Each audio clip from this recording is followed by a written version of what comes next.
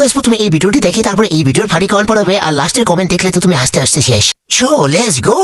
चलिए शुरू करते हैं। उसकी दीवानी हुई, कहो कैसे हो गई, जादूगर चला गया, मैं तो यहाँ खो गई।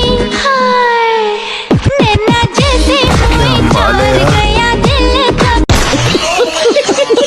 সংসারের জন্য সহবাসের জন্য পারফেক্ট।